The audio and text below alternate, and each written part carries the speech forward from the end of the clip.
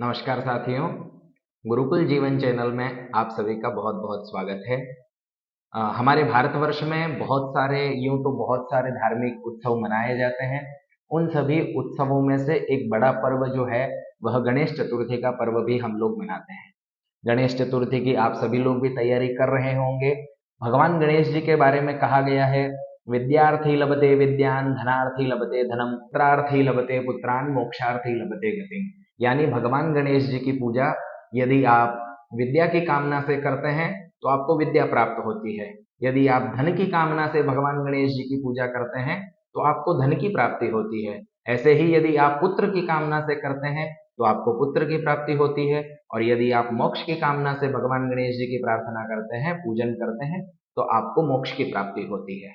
तो इस वर्ष जब हम गणेश उत्सव मनाएंगे, गणेश चतुर्थी के दिन, उस दिन हम क्या क्या करें?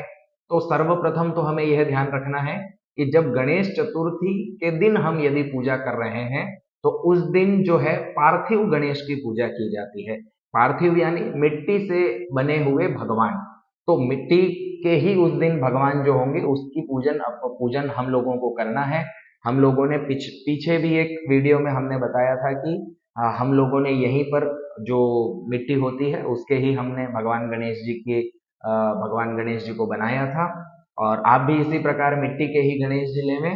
और गणेश चतुर्थी यानी 27 अगस्त को आप नित्य स्नान इत्यादि से निवृत्त होकर के 11 बजे से लेकर के सवा 12 बजे तक आप भगवान गणेश जी का पूजन कर सकते हैं। यदि आपके आसपास यदि कोई विप्र बंधु हैं तो उन्हें बुला करके आप भगवान गणेश जी की पूजा करवा लें। अन्यथा आप स्वयं बैठ करके भगवान के सामने सर्वप्रथम भगवान का ध्यान करें। ध्यान करने के बाद में भगवान को विराजमान होने के लिए उन्हें अक्षत अथवा पुष्प चढ़ावें। उसके बाद भगवान के ऊपर 4 बार जल चढ़ावें और भगवान को गंध, तिलक, अक्षत इत्यादि लगा करके पूजन करें।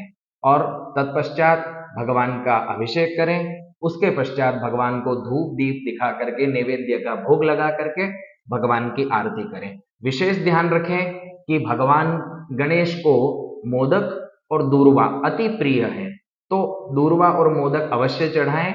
इससे निश्चित ही भगवान गणेश जी प्रसन्न होंगे। और आप यदि चाहें तो गणपति अथर्वशीर्ष और संकट नाशन स्तोत्र का भी पाठ अवश्य करें। यदि आपको यह पाठ नहीं आता है तो आप हमारे चैनल में जाकर के ये दोनों ही पाठ बड़े शुद्ध रूप से उच्चारण करके इन वीडियो को बनाया गया है। आप चाहें तो उससे श्रवण करें और साथ में उसे देख करके आप पाठ कर सकते हैं।